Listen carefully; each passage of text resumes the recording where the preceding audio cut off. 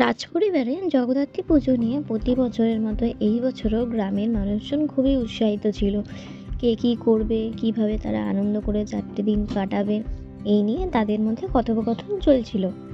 কিরে খগেন, শুনছোস? রাজবাড়ির জগদ্ধাত্রী পূজা তো চইলা আইলো।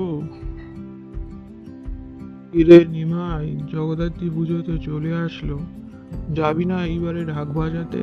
শুনলাম নাকি এইবারে প্রতিযোগিতা হবে আরো 7টা গ্রাম নিয়ে। আহা, নিমাই না গেলে রাজবাড়ির পুজো তো অসম্পূর্ণ থাইকা যাবে। নিমাইকে তো যাইতেই হবে।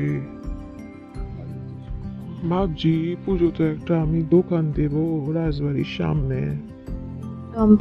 সম্পাদি, আমরা কিন্তু অষ্টমীতে অঞ্জলি দিতে যাবো রাজবাড়িতে। তুমি কিন্তু তৈরি হইয়া থাইকো, আমি তোমারে ডাইকা নিমু। ঠিক আছে শ্যামলিদি, আমি লাল শাড়িটা পইরা তৈরি থাকুম। তুমি কিন্তু আমারে ডাইকা লইও, তারপরে একসাথে গিয়া অঞ্জলিটা দিয়ে আসুম। আর রাজবাড়িতে কিন্তু নাম লেখানো শুরু হয়ে গেছে বস্ত্রদানের জন্য। তোমরা যারা যারা বস্ত্র লইবা তারা নামটা লিখাই আইসো এখন থেকেই। রাজবাড়ির পুজোর আয়োজন কত দূর হলো সবাই মিলে দেখতে গেল।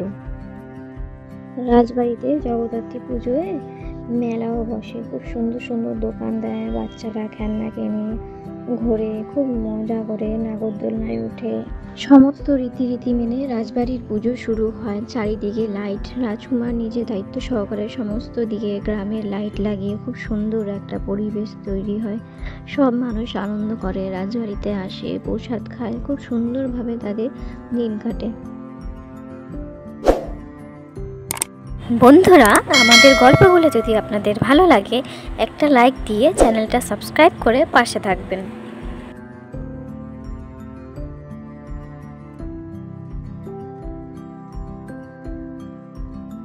এখন রাজামশাই কি সুন্দর সাজিয়েছে গ্রামটাকে, কি সুন্দর লাগছে। চারিদিকে আলোয় ফুটে উঠেছে, সকলে যেন মায়ের কৃপা লাভ করে। সবাইকে ভালো রেখো মা। জয় মা জগদ্ধাত্রী, জয় মা, জয় মা, জয় মা।